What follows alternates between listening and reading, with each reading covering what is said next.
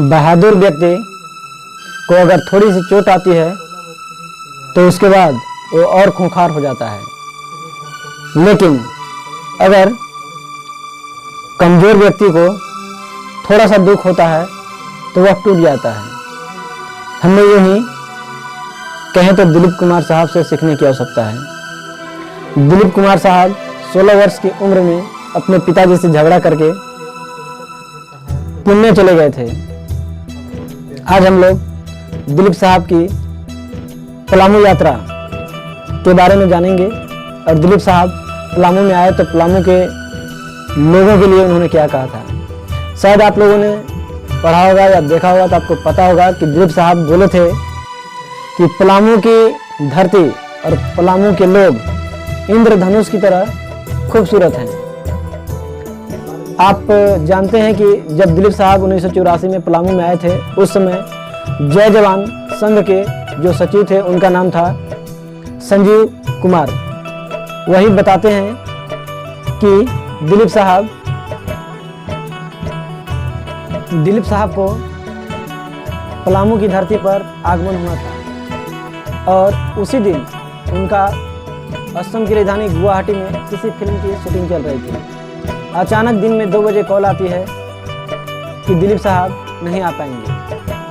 यह सुनकर जय जवान संघ के सचिव संजीव जी काफ़ी चिंतित। अब उर्फ भुवनेश्वर जी जो वहाँ के सबसे बड़े सामाजिक कार्यकर्ता थे और उस कार्यक्रम में पूर्ण रूप से संलिप्त थे, वे किसी तरह से दिलीप कुमार साहब से टेलीफोन के माध्यम से संपर्क किया और उन्होंने बोला कि साहब यहाँ की सारी टिकटें बिक चुकी है, गांव के गांव लोग शहर में पहुँच चुके हैं, आप अगर नहीं आएंगे तो हम और हमारा पलामू तबाह हो जाएगा। ऐसी स्थिति में मैं क्या करूँ, मुझे कुछ नहीं पता चल रहा है। तब अचानक दिलीप कुमार साहब बोलते हैं कि मैं अपनी पत्नी के साथ पलामू की धरती पर आ रहा हूँ। और यूँ ही देखते शाम के लगभग 7 बजे से पहले दिलीप कुमार साहब का चार्टर्ड प्लेन चियांकी हवाई अड्डा पर उतर चुका था। लोगों में बहुत ही उत्साह था।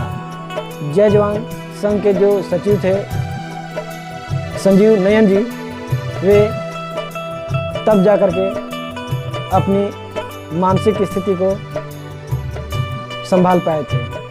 जैसा कि आप लोग जानते हैं, यह मार्च 1984 को हुआ था।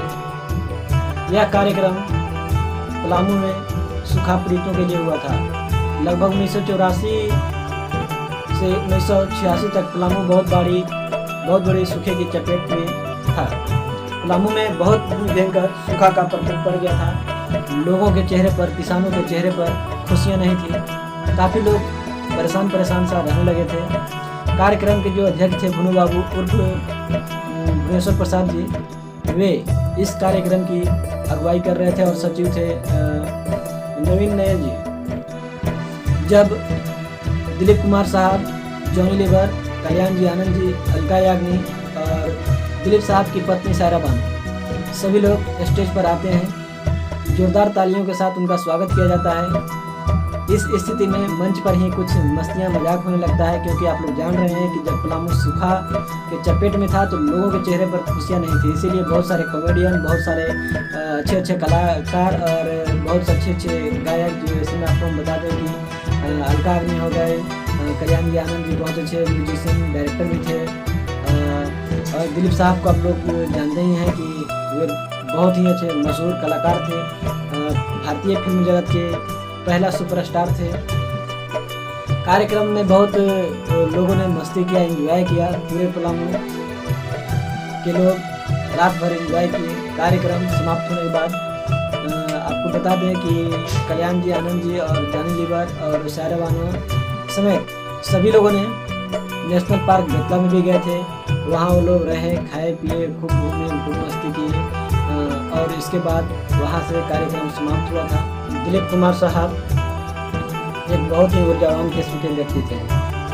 जब वे अपने पिता से झगड़ा करके पुणे गए थे तो वहाँ एक दुकान में काम किया करते थे और अपने करियर की शुरुआत 1944 में उन्होंने किया था। प्रथम फिल्म फेयर अवार्ड उन्हें 1956 में प्राप्त हुआ था। अभी तक फिल्म फेयर अवार्ड के बारे में कहें तो शाहरुख खान, महानायक अमिताभ बच्चन भी दिलीप साहब से पीछे हैं। दिलीप साहब एक बहुत ही दिलीप कुमार साहब का ऐतिहासिक फिल्म मुगले आजम, जो बहुत ही बड़ी पहचान दी थी दिलीप कुमार साहब को। अभी भी दिलीप कुमार साहब के बहुत सारे फिल्मों को लोगों ने पसंद किया है और सेट पर देखते हैं, अभी भी टीवी पर आपको दिखाई देंगे। दिलीप कुमार साहब का पहला प्यार थी मधुबाला, उसके बाद उन्होंने सायरा बानो से शादी की थी।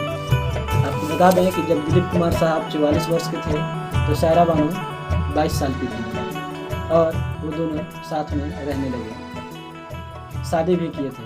लेकिन दिलीप कुमार साहब को संतान की प्राप्ति नहीं हुई।